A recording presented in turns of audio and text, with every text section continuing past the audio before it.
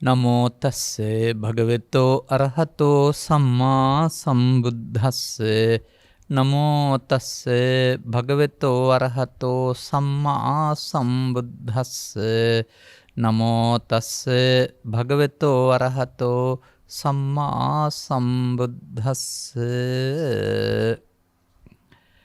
චතරෝ මේ භික්ඛවේ ධම්ම කතිකා තීති ධර්මානුශාසනාවෙහි සදහැබර අනුග්‍රහක දායකත්වය දරන්නා වූ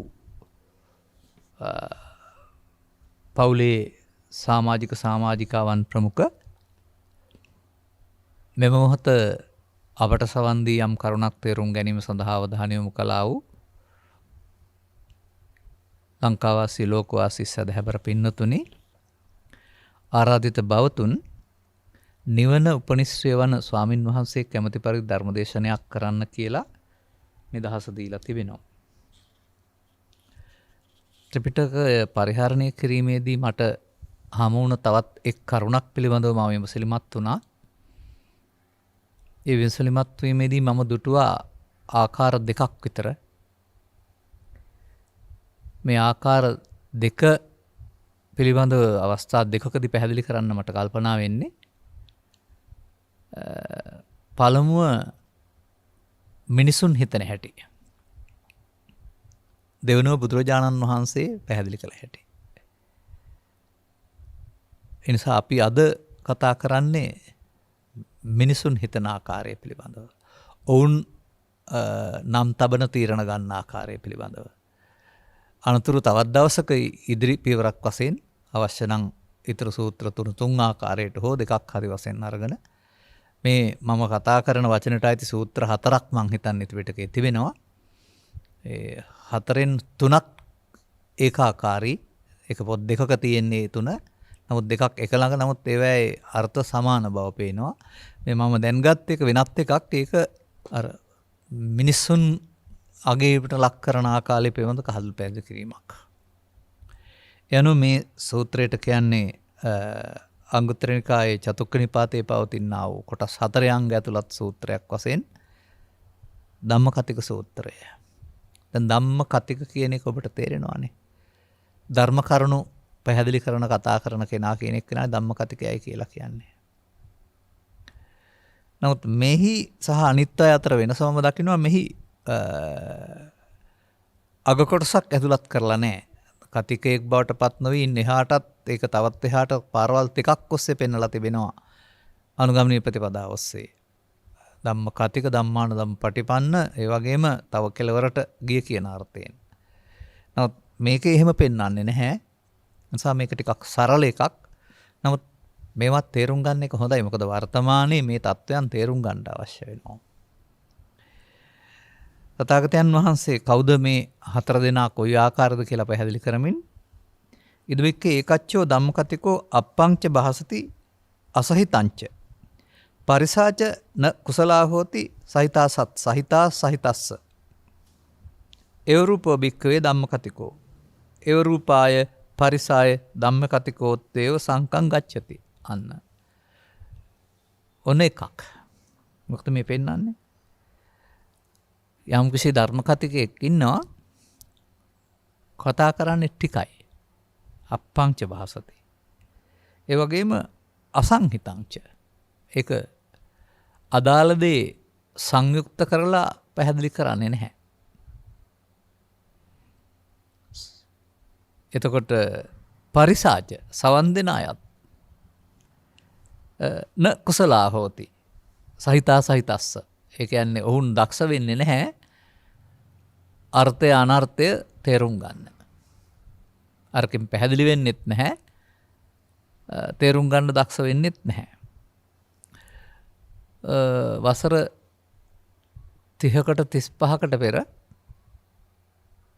මගේ හැමෝට ඉඳලා හිටලා ආපු පුද්ගලෙක් හිටියා දවසක් ඉඳලා කතා කරලා යන්න.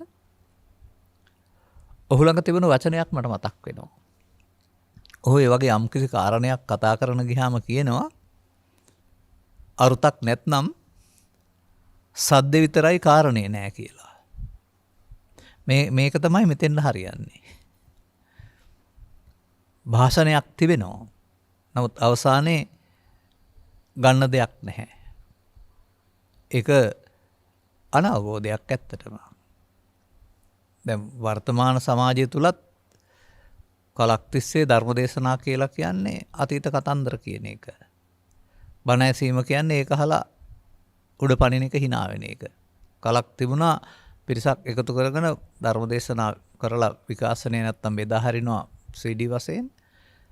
ඒක තියෙන්නේ හිනස්සවන එක. ලරුවන් ටිකක් දාගෙන ඒ කියන කාරණයට හිනස්සවන එක. එතකොට ඒක උපහාස රසයට මලුණ දෙයක් කරනහම අන්තිමට අර දරුවෝ මොකොත් තේරුම් ගත්තෙත් නැහැ. ඒක වෙළඳ ව්‍යාපාරයක් විතරයි. වෙළඳ ව්‍යාපාර ඕන තරම් රටේ ලෝකේ කරගත්තට කමක් නැහැ. වෙළඳ වමෙන් ජීවත් වෙන්න ඕන සාධාරණ ලාභයක් අරගෙන. බුද්ධ ධර්මයේ කියන්නේ ධර්ම දේශනාව කියන්නේ නම් වෙළඳාමක් නෙවෙයි. තේරුම් ගත්ත තරමට තේරුම් ගත්ත දේ සමාජයට දෙමින් සමාජය දුකින් මුදවා ගැනීමට දරන අවංක උත්සාහයක් වෙන්න ඕන. එතකොට මේ අරුත තේරුම් නොගැනීම තුළ යම් යම් පුද්ගලයින්ට යම් යම් දේවල් ව්‍යාපාරික බවට පත් වෙනවා. ලාභ ලබන ව්‍යාපාර බවට තේරුණාම යමෙක් ඒක යෙදෙනවානේ. අනේ බුදු තත්ත්වයකටපත් වුණාම එහි අර ඇතුළත කාරණේ නැතුව යනවා. දැන් ධර්ම දේශනය ධර්ම ශ්‍රවණය මේ කාරණේ තුල පවතින කල්යාණ මිත්‍ර සේවනය කියන කාරණයක් තුලින් තේරුම් ගත්ත දේ අන් අයට ප්‍රේෂණය කිරීමනේ. නමුත් ඒ බඳු ලෝකෝත්තර අර්ථකින්තරව අර ලෞකික දැනුවත් වීම ඔස්සේ තමයි අපි එන්නේ. අධ්‍යාපනය කියලා අපට ලැබෙන්නේම එහෙම බාහිර දැනුවත් වීමක්. අපට බුදුදහම ලැබෙන්නේත් අධ්‍යාපන මට්ටමින්. ලේඛකින් විසින් ලියන ලද අවුරුදු 2600ක් 700ක් තිස්සේ ශාසන ඉතිහාසයේ සිදුවන සේරම ටික එක එක විෂයන්ට බෙදලා පාඩම් කරගන්න එක තමයි අපි බුදුදහම පිළිබඳ දැනීම කියලා කියන්නේ. අන්තිමට අපි හුඟක් දේවල් දන්නවා. නමුත් අපි ගැන අල්පයක්වත් දන්නේ නැහැ. නමුත් මම දකින්නේ මෙතන අපි ගැන හුඟක් දැනගන්න ඕන අරව අල්පයක් දැනගත්තත් කමක් නැහැ නැතත් කමක් නැහැ. මොකද ලෝකේ යන්නේ එහෙම නෙමෙයි දැනුම මත නිසා දැනුමින් උත්තර දෙන්න දැනුම තිබෙනවා නම් දක්ෂ කියන පිළිගැනීමක් තමයි මාධ්‍යවල පවතින්නේ. දැකීමයි මේ දක්ෂ භාවය කියලා මේ බුදුදහමේ පෙන්වන්නේ. අනේ විදිහට දැකීම ඇති වෙන ආකාරයේ ධර්මදේශනා සිදු නොවන අසන්නාත් සිනාසරසයට හෝ තවත් වෙනත් රසයකට අපි කො නාට්‍ය බලනවායි කියලා නාට්‍යෙන් රසයක් උත්පාදනය කරගන්නවා. නාට්‍යකින් උත්පාදනය කරගන්න රසය උත්පාදනය කරගන්න ධර්ම ශ්‍රවණය කරන්න බණ කතා අහන්න ගියොත් එතකොට කාමයේ විඳින්න තමයි ධර්ම දේශනාව දාන තියෙන්නේ. දැන් කාමයන්ගේ ආදීනව දේශනා කරලා ඉන්නේ මිදෙන්න දේශනා කරපු ධර්මයේ කාමයේ විඳින්න යොදා ගත්තාම වෙන පාරක යන්නේ. නමුත් මේකේ පෙන්නනෝ පිරිසද ඒ පැහැදිලි කරන දේ තේරුම් ගන්නට සමත් වෙන්නේ නැහැ. අර සහිතා සහිතස්ස කියන්නේ ඒකයි. උපනිශ්‍රය අනුපනිශ්‍රය මේ කාරණා දෙක පිළිබඳව වෙන්න ඕන කාරණේ කීවට පැහැදිලි වෙන්නෙත් නැහැ. සාර අසංයුක්ත කරලා ඒ ටිකේ කියවෙන්නෙත් නැහැ. සමහර විට අපි කියන මුලක් අගක් නැහැ කියලා. නමුත්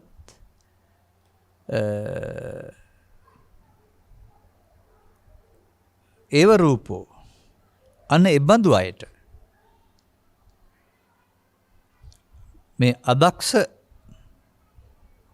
පිරිසෙහි අදක්ෂයන් අතර මේ අදක්ෂ භාවය තුලත් ඔවුන් ධම්ම කටික ගණයට වැටෙනවලු. මේක වර්තමානයේට බොහෝ විට ගැලපෙනවා ලෞකික ස්වභාවයන් අනුව ගත් කල. අදාළ දුක්ඛ නිරෝධගාමී ප්‍රතිපදාවට යොමු කරන අදහසින් ක්‍රමයෙන් පැහැදිලි කිරීමකින් තරව වර්තමාන සමාජයේ ධර්මදේශනාවල පෙළ ගැස්ම ගත්තොත් නිවන් මඟ හෙළි කරන්නට අසන්නන්ට කරුණු පැහැදිලි කිරීම කියන තේමාවෙන් පරිබාහිර වෙලා වෙසක් වලට බණ කියන, පොයට බණ කියන, විවෘත කරන්න බණ කියන, මීගේ ඥාතීන්ට බණ කියන, චාරිත්‍රාක් ඉටු කරන්න බණ කියන අන්න මේ සේරම මේ අදාළ අරමුණෙන් බැහැරට ගිහින් තියෙන්නේ. පින් අනුමෝදන් කළත් කමක් නැහැ, චාරිත්‍රාක් ඉටු කළත් කමක් නැහැ, පූජා ධර්මදේශනා මාලාවක් පැවැත්වුවත් කමක් නැහැ. නමුත් ඒකේ මුඛ්‍ය පරමාර්ථයේ මිනිස්සුන්ට අවබෝධය ලබා ගැනීම නැත්නම් ආදායම ලබා ගැනීමේ අර්ථයෙන් සහ තවත් විවිධාර්ථයෙන් කරන්න ගියා යනවනේ කරනවානේ සමාජයේ. මුඛ්‍ය පරමාර්ථය බැහැර වෙනවා. අතකොට කොතරම් ඇහුවත් අර මේ පීල්ලකට හිල් කලයක් තැබුවත් නොපිරී කලේ 60 පැනකින් බැලුවත් කියලානේ කියන්නේ. මොකද පීල් කලගෙඩිය ඇතුළට වැටෙන වතුර ප්‍රමාණයට වඩා එළියට යනවා නම් පිරෙන්නේ නැහැ. අදාළ කරුණ පිළිබඳ අවබෝධයක් ලැබෙන්නේ නැත්නම් කොතරම් ඇහුවත් අන්තිමට ලාහට ගෙම්බ එකතු කරුවා වගේ කියලා තමයි කියන්නේ. මේ එක රටේ පවතින ධම්ම කතික භාවයක් පුද්ගල විවරණයක් පුද්ගල විවේචනයක් මට මෙතන නැහැ. නමුත් මේ ස්වභාවයක් පවතිනවා කියන එක තේරුම් ගන්න. අර ධර්මයේ නොගැඹුරු වුණාම ධර්ම දේශනා කියන්නේ ඉතිහාස කතා කියන එක කතන්දර කියන එක කියලා තේරුම් ගත්තම බණ අහනවා කියලා කියන කතන්දරයක් අහලා සාදු කියලා ගෙදර යන එක අපිට වගකීමක් පවරගන්න එක නෙවෙයි කියලා තේරුම් ගත්තම කියන කෙනත් අදක්සයි අහනන් අදක්සයි හරි වැරද්ද තේරුම් ගන්න. එහෙම තිබිලා තියෙනවා අදත් තිබෙනවා. මේ තථාගතයන් වහන්සේ මිනිසුන් සලකන ධම්මකතික භාවයක් මේකේ මේ පෙන්වන්නේ. උන්වහන්සේ මේ ආයත ධම්මකතික කියලා නැහැ. දෙවෙනි කොටසට යනවා. ඉදවෙන වික්ක ඒකච්චෝ ධම්මකතිකෝ අප්පංච බාසති සහිතංච. පරිසාච කුසලා හෝති සහිතා සහිතස්ස. අන්න තව එකක් තියෙනවා.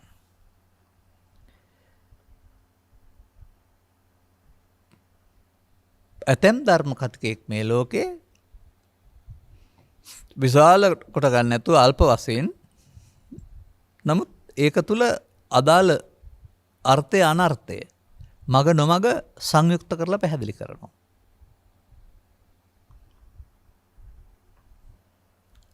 සවන් දෙන අය පිරිසද එහි අර්ථ නිශ්චිත බව තේරුම් ගන්න හෝ අනිශ්චිත බව තේරුම් ගන්නට දක්ෂ වෙනවා. ඒ දක්ෂයාට ඒ දක්ෂ පිරිසට මේ දක්ෂයා ධම්ම කතිකෙක් වෙනවා. දැන් ඔය මේ ග්‍රන්ථවල පවතිනවා ඒක ධම්මපාලි කියලා ඒකක නිපාතය කියලා පොඩි කොටසයි තියෙන්නේ. සංයුක්ත නිකාය කියලා කොටසක් තියෙනවා සංයුක්තයි. නමුත් දක්ෂ නම් කෙනෙකුට තේරුම් ගන්නට අවශ්‍ය කාරණා එකේ පවතිනවා. අද අපිට මෙම මාධ්‍ය තුල පැයක් ලැබෙනවා. මේ පැයට අපි අදාළ කරුණු ටික ඔක්කොම කියන්න ධර්ම දේශනාවක් ගොනු කරනවා. අවාසනාවකට තවත් මාධ්‍යවල මේක තවත් 3න් 2යි හම් වෙන්නේ 3න් එකක් අහිමි වෙලා තිනවා. ඒක මට නම් කනගාටුවට කරුණක්.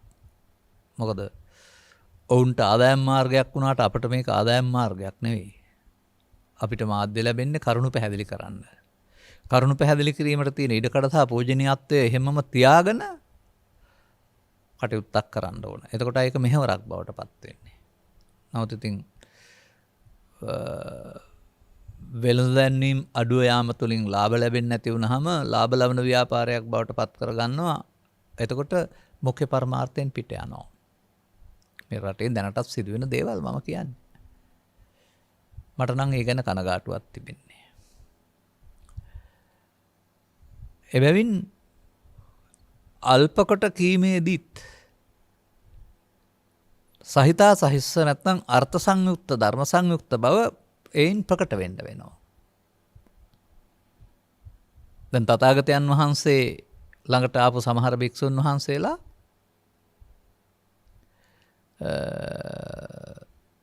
ස්වාමීනි මට කෙටියෙන් බණක් කියන්න කියලා කියනවා. මම ඔබ වහන්සේගේ බණ අහලා පිළිපදින්න කැමතියි. ඉල්ලීමම කරලා තියෙන කෙටියෙන් බණක් කියන්න කියලා. ඉතින් තථාගතයන් වහන්සේත් කෙටියෙන් බණ කියපුවා තියෙනවා. නමුත් භික්ෂුව මට තේරුණේ නැහැ කියන්නේ අවසානයේදී. තේරුණයි කියනවා. කොහොමද මම කෙටියෙන් කිව් දේ තේරුම් ගත්තේ කියලා ප්‍රශ්නත් කරනවා. අනතුරුව තේරුම් ගත්ත විදිහ පැහැදිලි කරනවා බුදුරජාණන් වහන්සේට. උන්වහන්සේ සාදු සාදු බික්කු කියනවා. මම කෙටියෙන් කිව් දේ ඔබ තේරුම් ගත්ත විදිහ කදිමයි කියලා සහතිකයකුත් දෙනවා. අනතුර උන්වහන්සේලා අනුගමනීය ප්‍රතිපදාවට වැටෙනවායි කියලා තියෙනවා. ඒ අනුගමනීය ප්‍රතිපදාවට කියනවා ඒකෝ උපකට්ටෝ අපමත්තෝ ආතාපි පහිතත්වෝ විහෙරෙයි යන්ති කියලා. සූත්‍ර දේශනාවේ අවසානයේ ඒ කෙටියෙන් බහන අහලා අනුගමනීය ප්‍රතිපදාවට ගිය කෙනා නිකලස් පුද්ගලෙක් වුණායි කියලා තියෙනවා. එතකොට අන්න ඒක තමයි අර සංයුක්ත කොට අර්ථ සහිත සංයුක්ත කොට දේශනා කරනවා.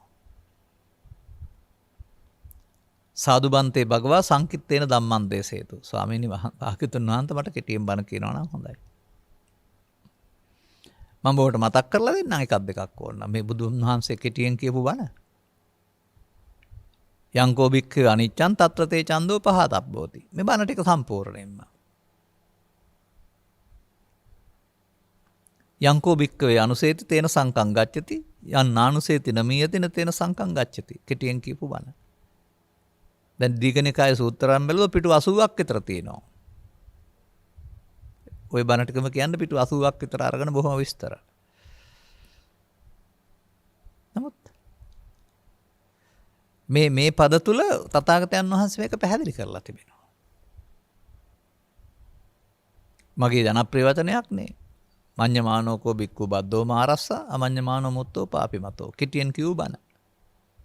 අභිනන්දනමානෝ බික්ඛු බද්දෝ මාරස්සා අනබිනන්දනමානෝ මුත්තෝ පාපිමතෝ. අභිනන්දනය කරන පුද්ගලයෙකුට තමයි ඒක අදාළ. තථාගතයන් වහන්සේලාගේ දැක්ම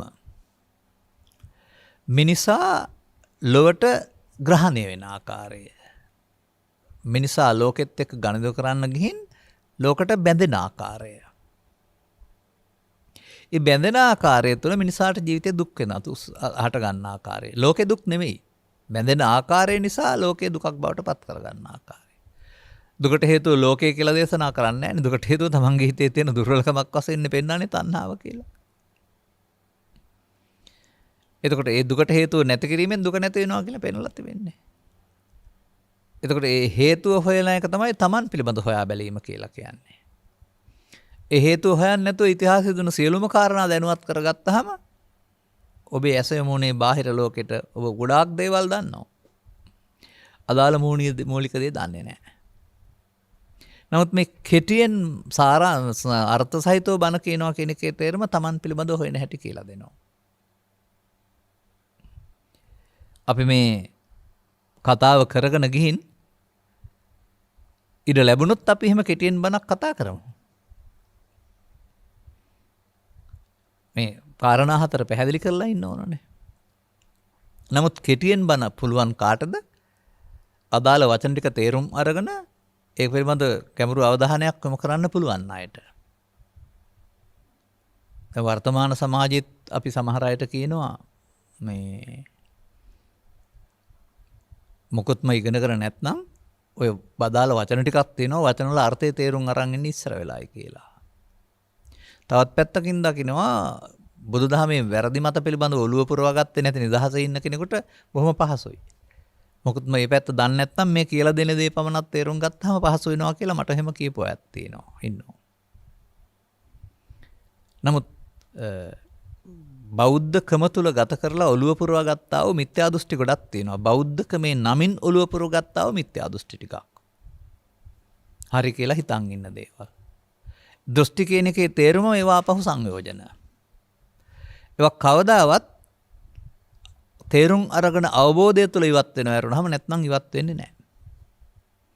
ඒ නිසා වර්තමාන ධර්මදේශනා තුළ දේශකින් වහන්සේලාට සමාජය හඳුනාගෙන ඔවුන්ගේ පවතිනා වූ මේ වැරදි මත මිත්‍යා දෘෂ්ටි කියන්නේ අර නියත මිත්‍යා දෘෂ්ටි කියන එක නෙමෙයි බුදු සමය සහ නිවන් පිළිබඳව සසර පිළිබඳව සත්වයා පිළිබඳව ආත්මය පිළිබඳව විඥානය පිළිබඳව මේ හැම එකක් පිළිබඳව වැරදි මතවල ඉන්නේ.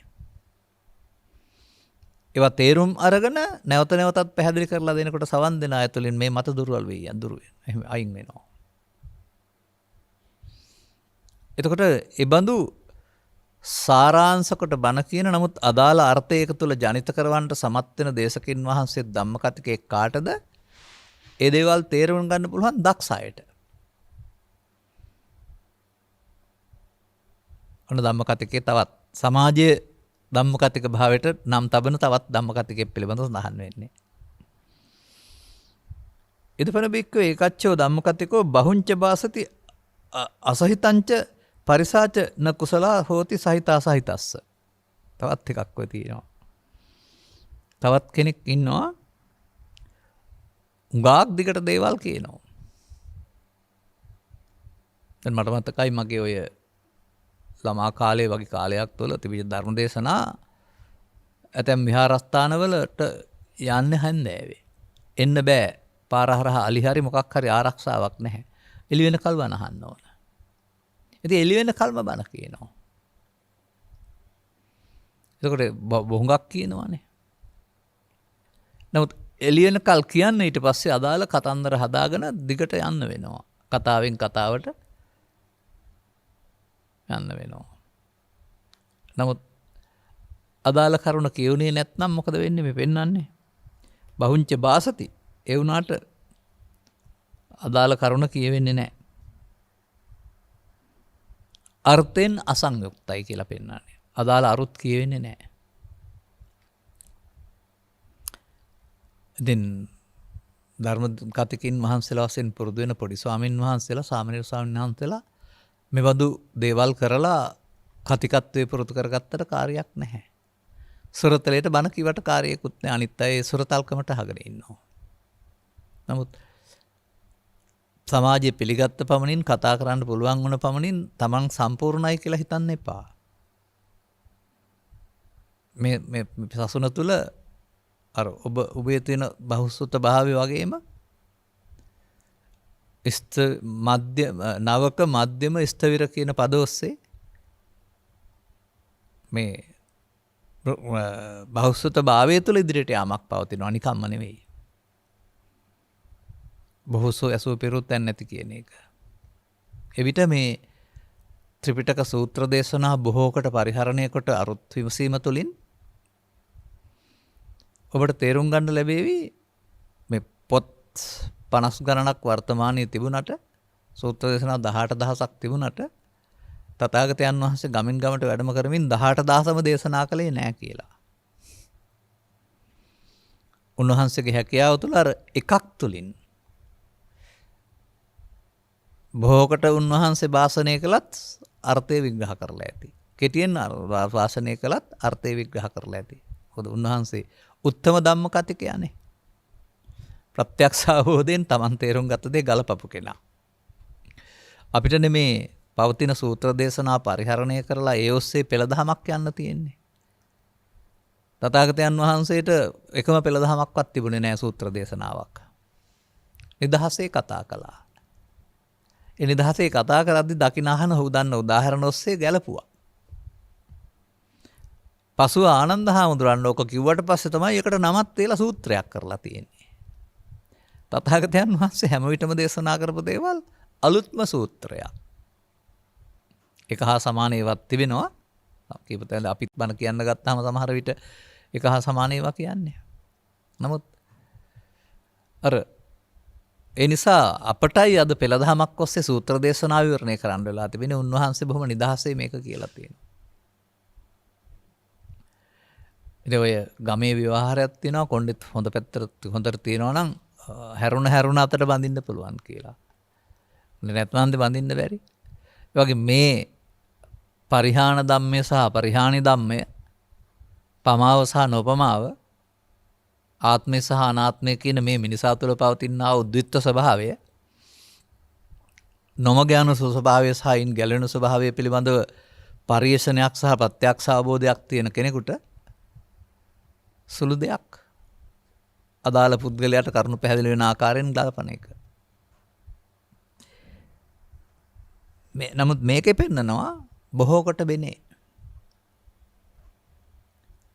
පැය 2ක් 3ක් 4ක් එහෙම කියන්න පුළුවන්. නමුත් අදාළ වෙන්න ඕන කාරණාව පැහැදිලි වුණේ නැත්නම් එතකොටත් අර මම මුලින් කියපු වචනේ සද්ද විතරයි කාරණේ නෑ. ප්‍රමාදය අප්‍රමාදය අසන්නාට පැහැදිලි වේ යුතුයි. නමුත් මෙතනත් පෙන්නනවා එහි අරුත් සහිත බව රහිත බව තේරුම් ගන්නට අසන්නත් දක්ෂ නැහැ කියලා. එතකොට එබඳු අයත් අර හුඟක් කතා කරන නිසා හිනස්සෝ නිසා උපහාස තියෙන නිසා තව මොනවා හරි කියන නිසා ධම්මකතික භාවයක් පවරනවා.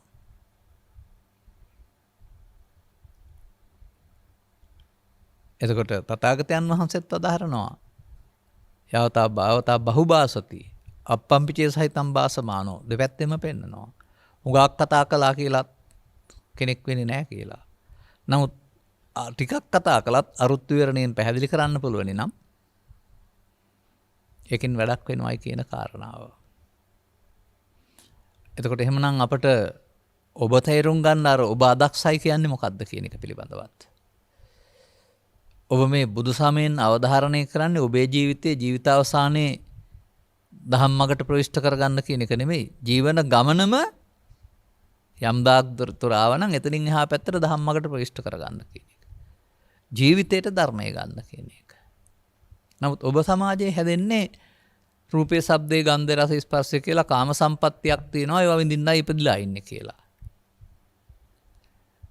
ඒ කම්සුව විඳීමට තියෙන ඕනෑකම ඊට පස්සේ පන්සලටත් ගේනවා. පන්සලේ බණවලටත් ගේනවා. පුද පූජාවලටත් ගේනවා. අන්න එහෙමයි අද වෙලා තියෙන්නේ. ඒ සියල්ල කම්සුව විඳින පැත්තට හරවා ගන්නවා පෘථග්ජනයා. මම එකයි කියන්නේ පෘථග්ජන පුද්ගලෝ Taman ඕන පැත්තට බුද්ධ ආගම ගෙනියනවා කියලා. ඉතින් පාලනයේ අදක්ෂයෙකුට රටක් බාර දුන්නාම රටවල් පල්ලට යනවා වගේ නොතේරෙන මිනිස්සුන්ට බුද්ධ ආගමේ පාලනය බාර දුන්නාමත් ඒකට පරිහානිය තමයි හිමි වෙන්නේ. තේරුම් ගන්න ඕන කාරණාව. මේකට පරිසත් කියනවනේ පරිසා න කුසලා හෝති. ඔවුන් දක්ෂ නැහැ. දැන් කරුණු තුනක් කතා කළා අපි.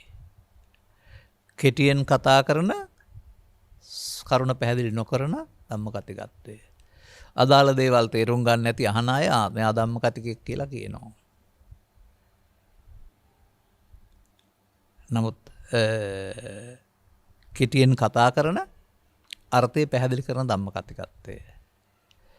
ඒක තේරුම් ගන්න දක්ෂ නම් ඔවුන්ට ධම්මකතිකයා වෙනවා. හුඟක් කතා කරන තේරුම් ගන්නට අසමත් ධම්මකතිකත්වය. ඒක තිබුණේ නැත්නම් කොතන් අරන් කතා කළත් ඔවුන්ටත් ධම්මකතිකයෙක් වෙනවා. ඊට එහා පැත්තට ගියාම ඉදපන වික්කේ ඒකච්චෝ ධම්මකතිකෝ බහුංච බාසති සහිතංච. තවත් කෙනෙක් ඉන්නවා. හුඟක් කතා කරනවා. නමුත් ඒකේ සහිතා සහිතස්ස බව නැත්නම් අදාළ බව සාරාංශ කොට වෙන්න ඕන කරුණ තවත් විදිහකින් කියනවා නම් ඒකේ නිත්‍ය සුඛ ආත්මයත් අනිත් දුක්ඛ අනාත්මයත් පැහැදිලි වෙනවා. දුක හේතුවත් නැති උතනත් පැහැදිලි වෙනවා. ප්‍රමාදයත් අප්‍රමාදයත් පැහැදිලි වෙනවා. ඔය එකකින් පැහැදිලි වෙන්න ඕනනේ. තථාගතයන් වහන්සේ කෙටියෙන් බණ කියන්න කියපු අයටත් කෙටියෙන් බණ කියලා මේ දෙක පැහැදිලි කළා. දීර්ඝ දේශනාවක් අවශ්‍ය වුණත් බාහිර තොරතුරු කතා කරනදී මේ දෙක පැහැදිලි කළා. එතකොට දේශනාව දීර්ඝ වුණත් ඒකේ අර්ථය ඇතුළත් කරලා තිබෙනවා. එතකොට ඒක තේරුම් ගන්නට සවන් දෙන්නා සමත්. එබැවින් ඔවුන්ට එබඳු කෙනෙක් ධම්මකතිකයයි කියලා කියනවා. අදත් මේ සමාජයේ මෙබඳු ධර්ම ශ්‍රවණය කරන අය සහ එබඳු ධම්මකතික භාවයන්ට පත් වෙන අය පිළිබඳව හැඟයක් නැහැ. දැන් ඔබට ඕනකම තිබෙන්නේ මෙතන මේ විශාල ප්‍රමාණයක් කතා කරලා ඒක තුළ සංයුක්ත කරන්නද? ටිකක් කතා කරලා සංයුක්ත කරන්නද? අපිට ලැබී තිබෙන කාලය අනුව විශාල ප්‍රමාණයක් කතා කරලා සංයුක්ත කරන්න බෑ. අපිට කෙටි ප්‍රමාණයකින් සංයුක්ත කරන්න පුළුවන්. ඔය පසුගිය පුංචි ගාතාවක් පුංචි පාඩයක් උදව් කරන අප කරපු පැහැදිලි කිරීම ඔබ සවන් දුන්නා නම් ඔන්න මේ වගේ තියෙනවා ටිකක් කතා කරලා සංයුක්ත කරපු එක. මම මේකට වචනයක් දෙනවා. ඔබ තේරුම් ගන්න ඕන ඔබ තුළ වෙමින් පවතින දේ. බුදුබණ නොතේරෙනතුරු ඔබ උගතෙක්, බුද්ධිමතෙක්, දක්ෂයෙක්, ධනවතෙක්, ගිහියෙක්, පැවිද්දෙක් වෙන්න පුළුවනි. නමුත් ඔබ තුළ වෙමින් පවතින දෙයක් තියෙනවා. ඒකට තථාගතයන් වහන්සේ නමක් තියලා තියෙන්නේ පරිහාන ධම්මං වෝ භික්ඛවේ දේසිස්. මහණෙනි මම ඔබට පිරිහෙන ධර්මයේ පැහැදිලි කරන්නයි යන්නේ. උගතඥ කියන පුද්ගලයා තුළ අධ්‍යාත්මිකයෙන් පරිහාන ධර්මයක් සිදු වෙමින් පවතින බව ඔන්න මේ දේශනාවේ පළවෙනි කොටසදී පැහැදිලි කරනවා තථාගතයන් වහන්සේ. ඒකට කියනවා වෙමින් පවතින දේ. නමුත් වෙමින් පවතින දේ පිළිගත්තොත් සහ ඒකට එකඟ වුණොත් ඒකෙන් හිමි වෙන්නේ දුක සහ දීර්ඝතර සසර ගමනක් පමණයි. එහෙම නැත්නම් වෙමින් පවතින දේ තුළ ඔබට බුදුන් වහන්සේ නමක් තිබෙනවා. ඔබ පමාද විහාරේ. කටයුත්තට ප්‍රමාද නෙමේ, සසරේ ප්‍රමාදයි. සසරේ ඇවිදින්නටම පාර හදන්නෙක් බවට පත් වෙලා. ලෝක වද්දනෝ කියලා තියෙනවා. ලෝකේ වඩන්නෙක් වෙන්න කියලා. ඒක වඩන්න එපා කියලා නොසියලෝක වද්දනෝ කියලා තියෙනවා. නමුත් ලෝකේ වඩන්නෙක් වෙනවා පෘථග්ජනයා. ලෝකේ වඩනවා කියන්නේ මොකද්ද? පෘථුවියට අමුතුවෙන් කැලලක් එකතු කරනවද? නැහැ. නමුත් රැස් කරන කර්ම තුල ඔබ අණ්ඩජලාභජ සංසේදද වශයෙන් සතර මහා භූත ඒක රාශි කරනවා. එක්ක උපපාතික වශයෙන් එහෙම නැතත්. මේ ඔක්කොම මේ ලෝකේ එකතු කරනවා තමන්ට අදාළ තැනට. එයා ලෝක වද්දනෝ කියලා කියන්නේ. ලෝකේ වඩන්නෝ. ලෝකේ වඩන්නෙක් වෙන්න එපා කියලා බුදුන් වහන්සේ වදාහරන්නේ. අන්නේ තමයි වෙමින් පවතින දේ කියලා කියන්නේ. මොකද පුහුදුන් කියන පුද්ගලයාගේ ඇස දුරදර්ශී නැහැ. ඔහුට පෙනෙන්නේ කෑම්බීම්, ඇඳුම් පැළඳුම්, යාන වාහන මේවා සියල්ල තිබෙනවා නම් තමයි ලෝකේ සැප තියෙන්නේ. ඒ නිසා ඒවා එකතු කරගන්නට, ඒවා රෙක්රැස් කරගන්නට, ඒවා ලබා ගන්නට පහසු දීමක් සඳහා ඔහු ජීවිත කාලය මෙහෙවනවා ජීවිත කාලය. ඒකට තව සුද්දන් විසින් මෙරට ගෙනල්ලා උන්ගේ ක්ලාක්ලා ටික හදාගන්න ලෑස්ති කරපු අධ්‍යාපනය කළ එකකුත් තියෙනවා. එයම ඉදිරියට ගෙන යාමේ ප්‍රතිඵලයක් වශයෙන් පොතේ උගතුන් බිහිවන, එමත් නැත්නම් ජීවනෝපාය සකස් කරගන්න මුදල් උපයන්නා වූ දේ ජීවිතයේ බවට පත් කරගත්ත අය බිහි වෙන, බාහිරයට පමණක් නැඹුරු අධ්‍යාපනයක් ඇති, අධ්‍යාපනයේ අධ්‍යාත්මික ගැන මොනම සැලකිල්ලක්වත් නැති අධ්‍යාපන රටාවක් බිහි වෙලා තිබෙනවා. මේ රටාව ඔස්සේ එක පැත්තකට මිනිස්සු අදියුණු වෙනවා. ගොඩනැගිලි අතින් හරි, ඇඳුම් පැළඳුම් අතින් හරි, තාක්ෂණය අතින් හරි. තව පැත්තකට මිනිසා ඇතුළතින් පිරිහෙමින් යනවා. ඒක තමයි අපි දකින වෙමින් පවතින දේ. ඒ පිරිහෙමින් යන මාර්ගය වළක්වා ගන්නට බාහිර උපක්‍රම දැනුවත් වීම මොකක්වත් ප්‍රමාණවත් නැහැ. ඒ සියලු දැනුවත් වීම කෛරාටික විදිහට. නීතියට ගල් ගසමින්, වැලි ගසමින්, නැත්නම් ඇසවසමින්, එහෙම නැත්නම් සදාචාරයේ ඇසවසමින්, එහෙම නැත්නම් තවත් දියුණු වෙන වෛද්‍ය විද්‍යාව උපක්‍රම භාවිතා කරමින් ඔවුන්ට ඕනෑ දේ කර ගැනීම සඳහා සියල්ල සකස් කරගනු ලබනවා. අපි කියන කරුණු ටිකක් ගැඹුරුයි පුළුල්. ලෝකය තමන්ට ඕන දේවල් විඳින්න ඕන විදිහට නීති සකසා ගැනීම සහ අනිකුත් සියලු උපකරණ භාවිතය සියල්ල අදා ගන්නවා. විස්තර වශයෙන් කියන්න හොඳ නෑ. ඒ නිසා මම එහෙම කියන්නේ. තේරුම් ගන්න. එතකොට මොනවද හොයන්නේ? ඒකට කියන්නේ කාමේශනා. ඉතින් හොයන්න මේ පැත්තටත් පහසු මාර්ගයන් හම්බ වෙනවා. නමුත් ඒ යන පාරේ සෑහීමක්, ඇතුවීමක්, නිමාවක්, තෘප්තිය කියලා කතා කරන්නා වූ කෙලවරක් නම් ලැබෙන්නේ නැහැ. මන්දයත් ඇතුළතින් මේ හැම එකක් තුළම සිදුවෙන්නා වූ හානියක් තියෙනවා. මිනිස් සිතට, මිනිස් මනසට සැප ලබන්න තියෙන ඉඩකඩ අහුරාලන හානියක් සිද්ධ වෙනවා. ඒකට තමයි පරිහාන ධම්මං ඕ භික්ඛවේ දේසිස්සාමි කියන වචනේ පැහැදිලි කරලා පිරිහෙනවා කියන්නේ මොකක්ද කියලා පෙන්නලා තිබෙන්නේ. ඒක වෙනවා නම් ඔබ කොතන ජීවත් වුණත් මේ රටේ ලෝකෙ කොහේ හරි එනම් ඔබ සහිතස්ස අර්ථ නිරුක්තිය පැහැදිලි කරගන්න හැකියාවක් නැති කෙනෙක්. එහෙම නැත්නම් පාරක යනවා නමුත් පාර වැරදි බව දන්නේ නැහැ. අගට ගිහින් බොහෝ දුර ගොස් අතරමං වල ඔය පෙම්මතුන් කිව්වා වගේ බොහෝ දුර ගියන් පස්සේ පාර වැරදුන බව තේරෙවි. නමුත් එතෙන් හදන්න කාලයක් නැහැ. කුමක්ද ඒ ඇතුළත තියෙන කොටස?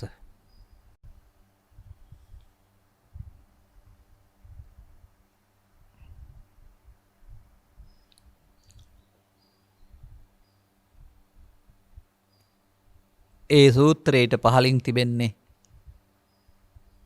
මේ පරිහාන ධම්මය කියලා.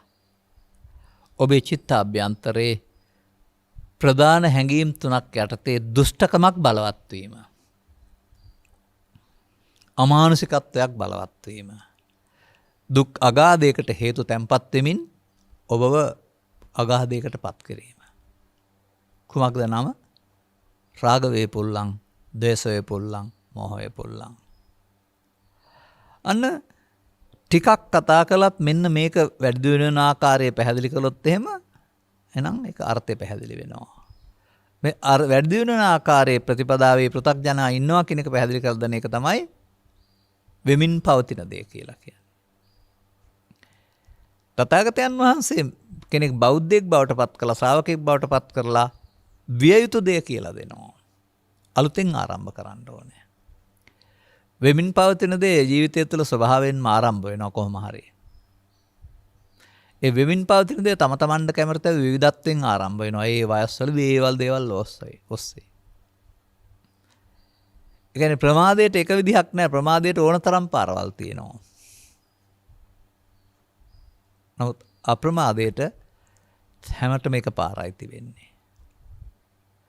ඒ නිසා මිනිසා තුළ සිදුවෙන්නා වූ ප්‍රමාදය සහ විය යුතු අප්‍රමාදය පැහැදිලි කිරීමම මෙන්න මේ අපංච බාසති සහිතා සහිතංච කතා කරන්නේ ටිකයි. නමුත් වියුත්ත සහ වෙමින් පවතින දේ සහ වියුත්ත පැහැදිලි කරනවා.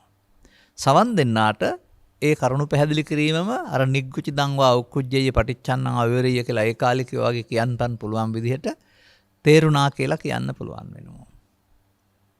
වචන තේරුණා නෙවෙයි කරන්න ඕන දේ තේරුණා.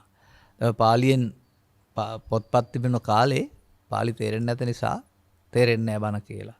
ඊට පස්සේ සිංහලෙන් මුද්‍රණය එනවා. දැන් පොත් අරන් ගිහින් කියවනවා. දැන් සිංහල තේරෙන නිසා කියවනවා. එතකොට ධර්මයේ නෙමෙයි තේරෙන්නේ සිංහල. සිංහල තේරිලා හරියන්නේ නැහැ. මෙහි සිදුවෙන් මේ තුල විග්‍රහ වෙන්නේ ඔබ තුල පවතිනා වූ ප්‍රමාද විහාරිත්‍ය සහ අපමාද විහාරිත්‍ය. එය තේරෙන්න ඕන මේක තුලින්. නමුත් ඒ පිළිබඳ ගැඹුරු අවබෝධයක් නැති අය බොහෝ පොත් කියවුව ඇරුණාම අන්තිමට ඒකත් දැනුමට එකතු නැරුණාම වියුත්තට එන්න බෑ. එහෙනම් අපි අර කෙටියෙන් බණ කියන වචන යටතේදී කුමක්ද ගන්න ඕන? පමාද විහාරිත්වය අපමාද විහාරිත්වය කියන දෙක. නැත්නම් රාග වේපුල්ලම්, ද්වේෂ වේපුල්ලම්, මෝහ වේපුල්ලම්, රාග තනුත්ත්‍ය, දෝෂ තනුත්ත්‍ය, මෝහ තනුත්ත්‍ය. මොනතරම් ඈතින් කරකෝල විස්තර කරන් අරන් ආවත් තථාගතයන් වහන්සේ අගට මෙතෙන්ටමයි එන්නේ. තේරුම් ගන්න පුළුවන් සමාජයක් ඉන්නවා නම් ඒගොල්ලන්ට ඒ ටික කිව්වම ඇති. සමාජයක් නැත්නම් අපත් ඇතැම් විට සරල දේශනා අනුගමනය කරමින් අලුත් අය සඳහා අලුතිනුත් පැහැදිලි කරනවා. එහෙම කරන්න ගියාම නැවත නැවතත් ධර්ම ශ්‍රවණය කරලා හුරු පුරුදු අය පුංචි බණක් කියනවා කියලා ඒකට අකමැත්ත ප්‍රකාශ කරන්න එපා. ඒ ඔබට නෙවෙයි නව සමාජිකයන් සඳහා. ඔවුනුත් තව ඉදිරියට ගන්න ඕනනේ. ඔවුන්ගේ ඇස් ඇරවන්න ඕන. ඔබ සඳහා ඉතින් මේ මොහොතකට පෙර නැත්තම් අද දවසේ මින් කළ දේශනාව වගේ එහෙම නැත්තම් තවත් ඒ වගේ දේශනාවක් වගේ සුපිරි දේශනාවන් හමු වෙවි. බොහොම පහසුවෙන් තේරුම් ගන්න පුළුවන්. එතකොට එහෙමනම් මේ ධම්මකතික භාවයන් හතරම සමාජයේ පවතිනවා. ඒවට අදාළ පිරිසුත් ඉන්නවා. ඔවුන් සම්බන්ධත් ඒ දක්ෂ භාවයන් තියෙනවා. එතනින් එහාට මේක පෙන්වන්නේ නැහැ මොකොත්.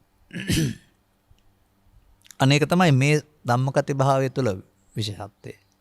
නමුත් අනිත් අය වෙනත් දෙයක් පෙන්නනවා. අපි ඒක අද කතා නොකර තව දවසකට ගනිමු. එසේනම් දිගු දේශනාවක් වශයෙන් ගත්තොත් මිනිසා තුළ ක්‍රියාත්මකින් වෙමින් පවතින්නේ සාමාන්‍ය මිනිසා තුළ දුක සහ දුකට හේතුව රැස් කිරීමයි.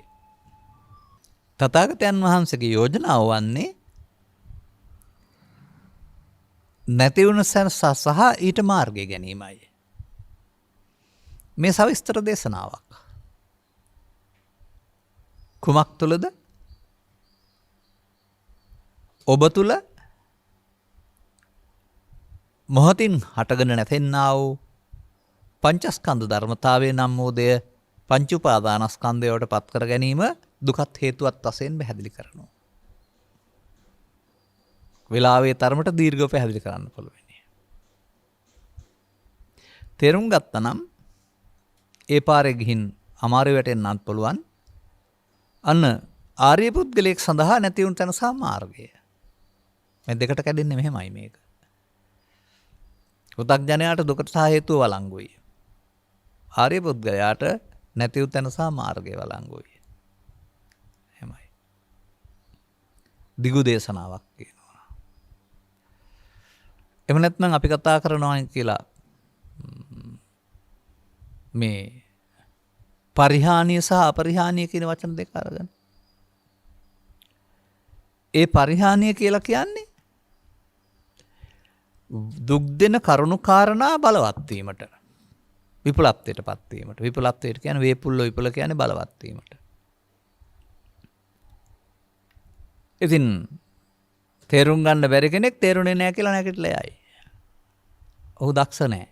තේරුම් ගත්ත කෙනෙක්ට ඒක තමන් තුළ වෙමින් පවතින දේ කියන එක තේරෙනවා.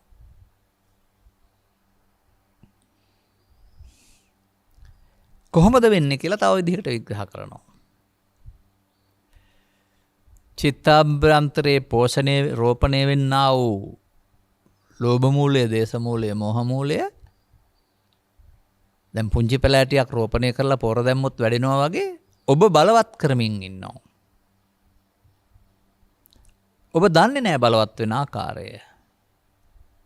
බලවත් කරන්නේ පොර දැමීමෙන් සහ ජල දැමීමෙන් වගේ බලවත් කරන්නේ හමු වෙන දේවල්, ඔබට පස්තරට හමු වෙන දේවල් සමග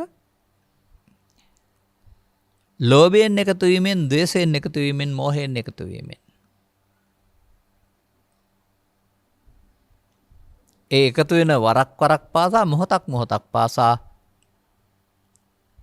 ඒ අවසන් වුණාට යලිත් වතාවක් එබඳු දේවල් හටගන්න ඕනෑකමක් චිත්තාභ්‍යන්තරයට ශේෂ කරමින් ඔබ මේ ගමන යන බව තමයි මේ පරිහාන ධම්මං ඕ භික්ඛවේ දේසිස්සාමි කියලා කියන්නේ. දෙපා ගමන නෙවෙයි, ජීවන ගමන.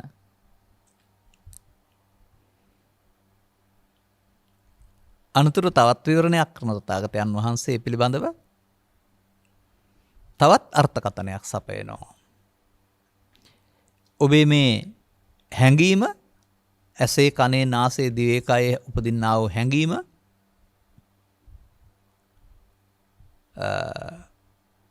බාහිර දෙයක තියෙන දෙයක් කියන වැරදි ආකල්පය තුළ ඔබ ඒක සම්බන්ධයෙන් ඒ සම්බන්ධයෙන් දරන ආකල්පයක් වශයෙන් ඔබේ සිතේ ජනිත කර ගන්න බව පෙන්නනවා.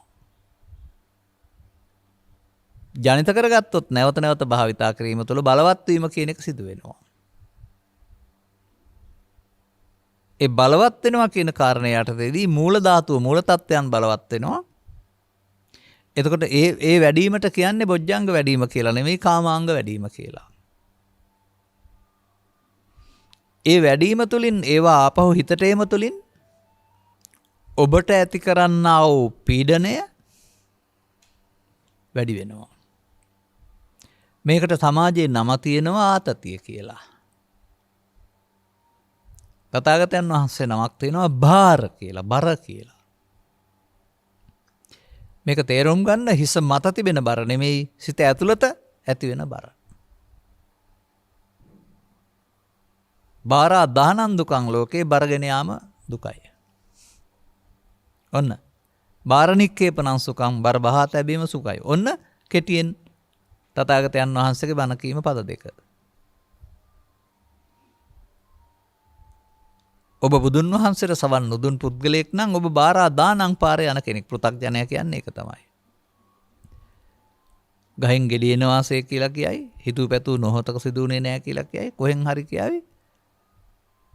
එහෙම නැත්නම් මෙහෙමත් කියනවා. මම විතර දුක් විඳපු කෙනෙක්. පුරුෂයාට නම් පුරුෂයෙක් නම් පුරුෂයෙක් කියයි, කාන්තාවක් නම් ගැහණියක් කියලා කියයි. මේ ආතතියටපත් වී විඳවපු ස්වභාවය ප්‍රකාශ කරන්නේ තුන් ලෝකෙම නැතුව ඇති කියලා ප්‍රකාශයක් කරලා. එහෙම කියලා ඒ ජීවිතය සැප හොයනවා ආයෙත්. කියන්නේ මම විතර දුක් විඳපු ගැහණියක් නැත්නම් මිනිස්සෙක් තුන් ලෝකෙම නැතුව ඇති කියලා. ඒක කියනවා කටින්. නමුත් නැවතත් ඒකම හොයනවා. ඒ පෘථග්ජන භාවයේ හැටි ඒකයි.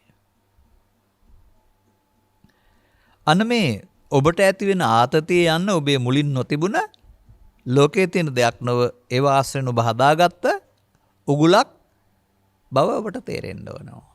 ඒක තමයි අරුත් සාරාංශ කොට පැහැදිලි කිරීම කියලා පෙන්වන්නේ. අර්ථෙන් සංයුක්ත කරලා පැහැදිලි කරනවා කියලා කියන්නේ. ඉතින් මේකට තථාගතයන් වහන්සේ තව නමක් තියෙනවා. ඔබේ දර්ශනය මඤ්ඤමානයයි. ඔබේ දර්ශනය උපදින සංකාරයක් පාසා කාය වචී මනෝ සහිතව අපුඤ්ඤාවි පුඤ්ඤාවි ආනිජ්ජාවි කියන සංකාරයක් පාසා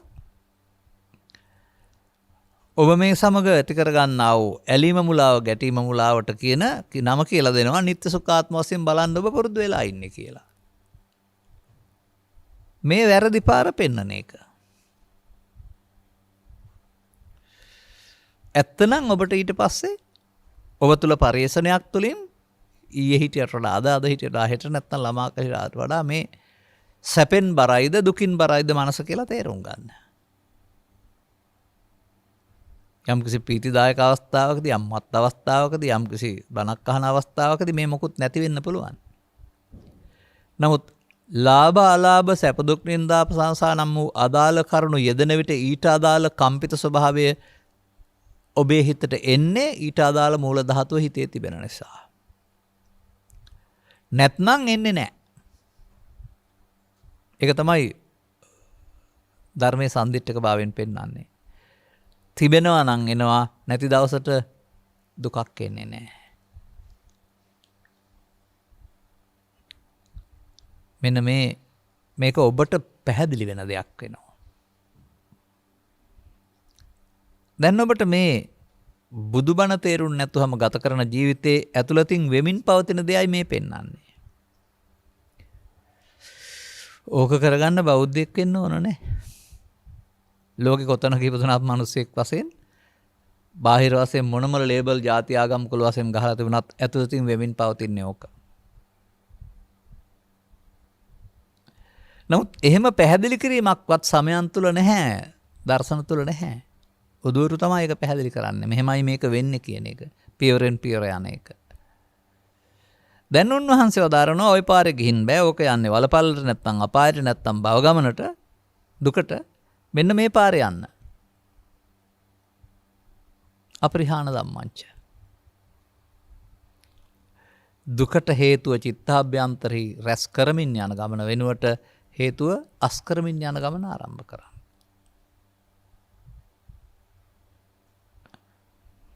අපරිහාන ධම්මංච. ඒකටත් තථාගතයන් වහන්සේ අනුගමනීය ප්‍රතිපදාවක් පෙන්නනවා. මාතෘකා 10ක් 15ක් 20ක් ඔස්සේ මාර්ග 20ක් විතර ඔස්සේ. නමුත් මේ මාර්ග 20 වචන වලින් වෙනස් වුණාට අන්තිමට එකක්.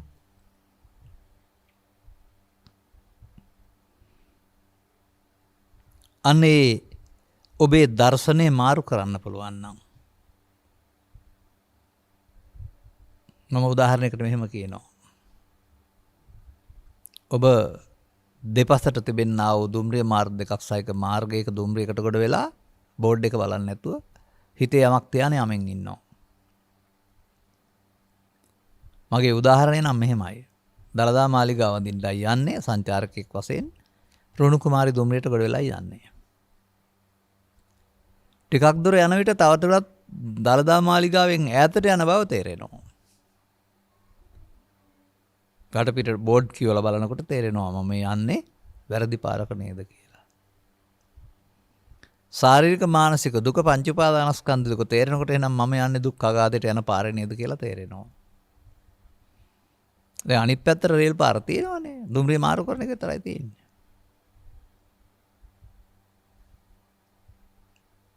මාතරේ ඉඳලම තියෙනවා බදුල දක්වාම යන ඒවා. උඩරට දුම්රිය මාර්ගයේ දුම්රියට මාරු වුණාම දළදා මාලිගාවට යන්න පුළුවන්. දැන් පහළට යන මාර්ගය වෙනුවට ඉහළටම යන මාර්ගයට ඔබ මාරු වුණා නේද? දළදා මාලිගාව දිට යන්න. ඒ වගේම මේ පරිහාන ධම්මං ඔබික්කෝ පාරේ යන්නේ බුදුන් වෙත නෙවෙයි. මාර්යා වෙත සහ සසර වෙත. ඕකේ තියෙන දෘෂ්ටියට කියන්නේ ආත්ම දෘෂ්ටිය කියලා. ඕකේ තියෙන සංකල්පයට කියන්නේ නිත්සුකාත්ම සංකල්පය කියලා. ඔය යන්නේ අර දළදා මාලිගාවෙන් ඈතට යනවා වගේ එන්න එන්න බුදුන්ගෙන් ඈතට යන්නේ. මම ඒකට කියන්නේ බුදුරජාණන් වහන්සේ බලන පස්සෙන් පස්සට යනවායි කියලා. යම් දවසක තේරුණා නම් මේ මගින් ගිහින් බුදුන් හමු වෙන්න බෑ.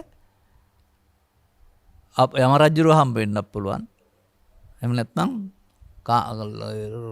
සංසාරයේ ඉන්නා වූ යම් යම් තැන්වලට තමයි පාර කැපෙන්නේ. අන්න අර සහිතා සහිතස්ස කියන වචනෙන් පෙන්නන අර්ථ සංයුක්ත කරලා පෙන්නනවා. දැන් ආපහු යන පාරක් නේද තියෙන්නේ? පටිසෝතගාමී ප්‍රතිපදාව. එයට ප්‍රවිෂ්ඨ කරන්නට නේද මේ ධර්ම දේශනා කරන්නේ. එය ආරම්භ කරන්නට නේද ඔබට යෝජනා කරන්නේ. ඔබ එබඳු ගත යුතු මගක් පිළිබඳ අවබෝධයකින් තොරව අහලා සාදු කියලා ගෙදර ගියාට ඔබ ඔබේ කාර්යභාරය වටහා ගත්තේ නෑනේ. ඔබ විසින් කළ යුත්තක් මේ ගමනේ තිබෙන බව ඔබ වටහා ගන්නේ නෑ. අර නිකන් කතන්දර අහලා අතීතය අහලා උත්සවයට බණ අහලා වැඩක් ගන්නෙ නෑ. එනිසා ඒ තථාගත දෙසුම් තුළ ඊට වඩා ගැඹුරින් ඔබව අධ්‍යයනය කරලා ඔබට පටිසෝත ගාමී මාර්ගයක් අනුගමනීය ප්‍රතිපදාව තුළ යෝජනා කරන තථාගතයන් වහන්සේ. දැන් ඔබ පෙර කළ දේ කරමින් කුණු එකතු කරපු කුණු මුල්ල බලවත් කිරීම වෙනුවට කුණු මුල්ලෙන් අරන් ඉවත් කරන්නත් කුණු මුල්ලට ආපහු නොදාන්න.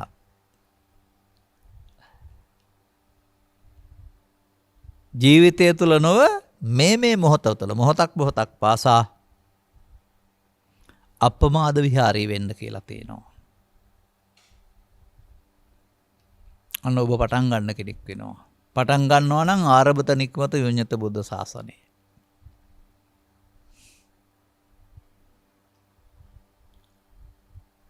පටන් ගත්තොත් සතිය ආරද්ධ විරිය තව වචන තියෙනවා ගොඩක්.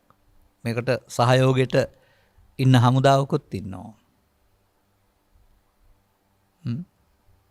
ඒ ටික උදව් කරගෙන ඔබට දැන් පල්ලමට කෝච්චිය අනේක ලේසි කන්දට අදින්නත් ඕනනේ. නමුත්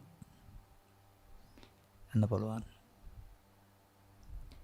මෙන්න මේ කරුණු දෙක ජීවිතය තුළ වෙමින් පවතින බව පෙන්වන තථාගතයන් වහන්සේ පෘථග්ජන කියන පුද්ගලයාට පහළට යාම හැරුණාම ඉහළට යාමක් නැහැ කියලා පෙන්නනවා.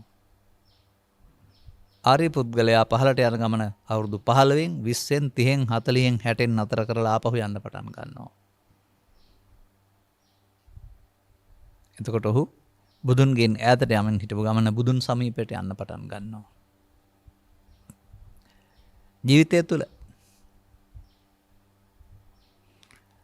ජීවිතය තුළ අවුරුදු 30ක් 40ක් 50ක ප්‍රමාණවත් කාලයක් දීලා තියෙනවා. ඔය දවස් 7යි අවුරුදු 7යි කියලා දීලා තියෙනවා. දවස් 7යි අවුරුදු 7යි මේක තුළ වෙන්නේ කියලා බුදුන් වහන්සේ වදාරලා තියෙද්දි ආත්ම 7ක් මේකට කොහොම ගැලපුණාද කියලා මට තේරෙන්නේ නැහැ. පරස්පරයක් නැද්ද ඒකේ? නතේ බවන් අට්ටමං ආදයන්ති කියලා එක පැහැදිලි කරනවා ආත්ම 7ක් දක්වාමත් ඉන්න වෙනවා කියලා. ආත්ම 7ක් කියන එක ජීවිත 7කට අරන් තියනවද? තව වෙන මොකක් හරි අර්ථයක් තියනවද දන්නේ නැහැ. මොකද අප වෙන එකේ තියෙනවනේ බුදුන් වහන්සේගේ. හරියට කරනවා නම් දින 7යි නැත්නම් අවුරුදු 7යි ඇතුළත මේ ආපහු යන ගමන සම්පූර්ණ කරන්න පුළුවන් කියලා. දින 7 අවුරුදු 7ක් නෙමෙයි අවුරුදු 700ක් තිස්සේම මේවා ලීවා කිව්වා පාඩම් කරා අනුගමනය කරනවා කියලා කිව්වා. ආපහු ගිය කෙනෙක් නැහැ. ඊට පස්සේ සමහර අය මෝඩ ප්‍රකාශයක් කරනවා. බුදුදහමේ පෙන්වන නිවන කවදාවත් ලැබෙන එකක් නෙමෙයි. එහෙම නැත්නම් ඔය මිනිස්සු හදාගන්න ආණ්ඩුවේ නීතිය වගේ හදපු නීති ටිකක් විතරයි යෝග ඊට එහාට මොකක්වත් නැහැ. මේ වගේ මන්ද බුද්ධික ප්‍රකාශ කරන්න එපා මේක ගැඹුරින් හදාරන්න නැතුව. ඒක තියාගන්න. ඔබ ළඟ තියෙන දෙයක් නෙවීම ඔබ ඒක වහගෙන හොයන්න යන්න එපා.